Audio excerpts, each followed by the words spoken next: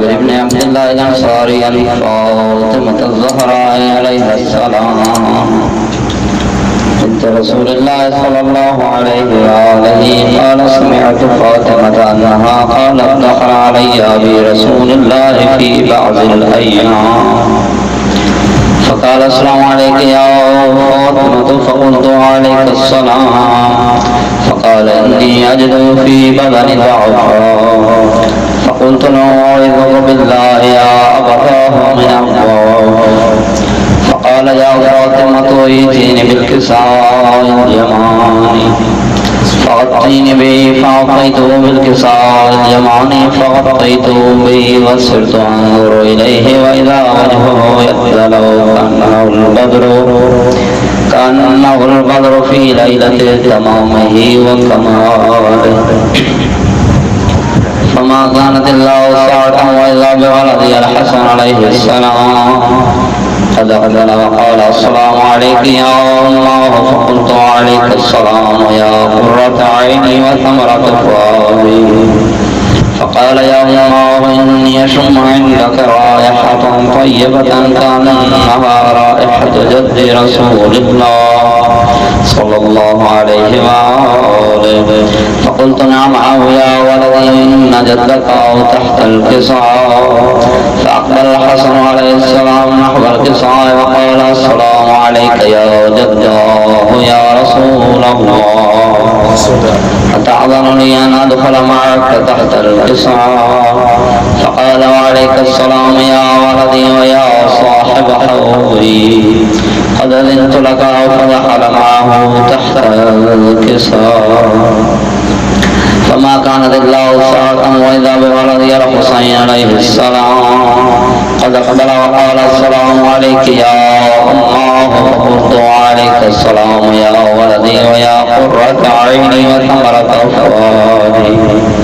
فقال لي يا الله إني أشم عندك رائحة طيبة كأنها رائحة جد رسول الله فقلت نعم إن جدك وأخاك تحت الكساء فدنا الحسين نحو الكساء وقال السلام عليك يا جد الله السلام عليك يا من اختاره الله أتأذن لي أن أكون معكما تحت الكساء فقال وعليك السلام يا ولدي ويا شافع أمتي قد أذنت لك فدخل معهما تحت الكساء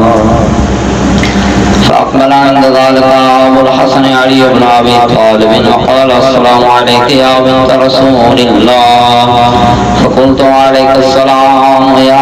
أبا الحسن ويا أمير المؤمنين فقال يا فاطمة إني أشم عندك رائحة طيبة كأنها رائحة أخي وابن عم رسول الله فقلت نعم هو مع ولديك تحت الكساء فأقبل علي عليه السلام نحو الكساء وقال السلام عليك يا رسول الله العلي الأعلى السلام عليك يا رسول الله صلى الله عليه وآله أتأذن لي أن أكون معكم تحت الكساء قال له عليك السلام يا أخي ويا وصي وخليفتي وصاحب لوائي قد أذنت لك فدخل علي تحت الكساء ثم أتيت نحو الكساء وقلت السلام عليك يا أبتاه يا رسول الله صلى الله عليه وآله أتأذن لي أن أكون معكم تحت الكساء قال وعليك السلام يا بنتي ويا بضعتي قد أذنت لك فدخلت تحت الكساء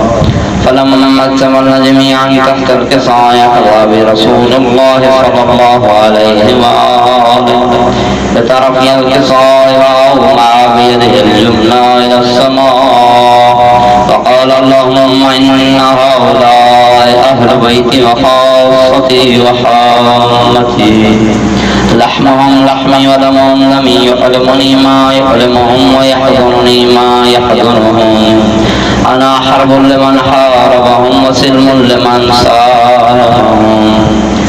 وعدو لمن عاداهم ومحب لمن أحبهم إنهم مني وأنا منهم فاجعل صلواتك وبركاتك ورحمتك وغفرانك ورضوانك علي وعليهم وأذهب عنهم الرجس وطهرهم تطهيرا. اللهم صل على محمد وآله. فقال الله عز وجل يا ملائكتي ويا سلطان السماوات إني ما خلقت سماء مبنية ولا أرضا مضحية ولا قمرا منيرا ولا شمسا مضيعة ولا خلقا يدور ولا بحرا يجري ولا فلكا يسري إلا في محبة هؤلاء الخمسة الذين هم تحت الكساء. فقال الأمين جبرائيل يا رب ومن تحت الكساء؟ فقال عز وجل هم أهل بيت النبوة ومعدن الرسالة هم فاطمة وأبوها وبعلها وبنوها.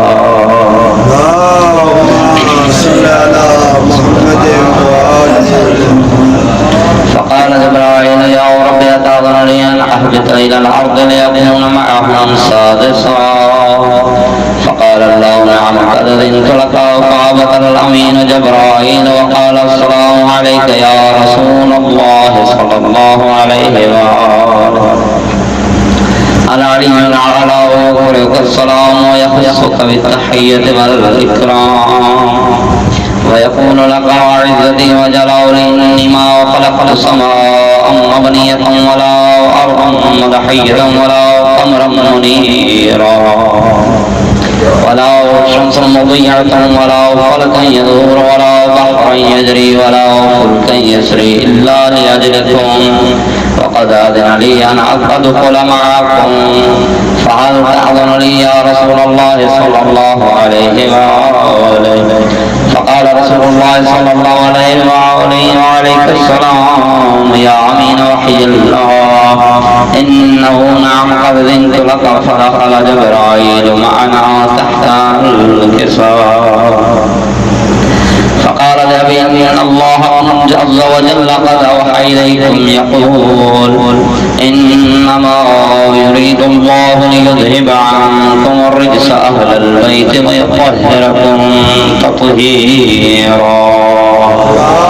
اللهم صل على محمد. فقال علي لأبي يا رسول الله أخبر ما لجلوسنا هذا تحت الكساء من الفضل عند الله. فقال النبي صلى الله عليه وآله والذي بعثني بالحق نبيا واصطفاني بالرسالة نجيا ما ذكر خبرنا هذا في محفل من محافل أهل الأرض وفيه جمع من شيعتنا ومحبينا إلا ونزلت عليهم الرحمة وحفت بهم الملائكة واستغفرت لهم إلى أن يتفرقوا. فقال علي عليه السلام إذن الله فزنا وفاز شيعتنا ورب الكعبة. اللهم صل على محمد.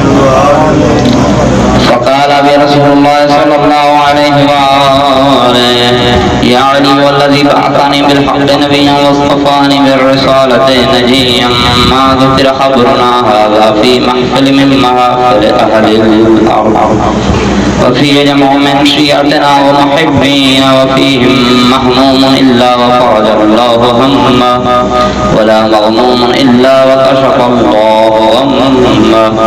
ولا طالب حاجة إلا وقضى الله حاجته.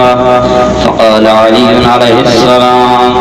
إذن والله فزنا وسعدنا وكذلك شيعتنا وسعدوا في الدنيا والآخرة ورب الكعبة.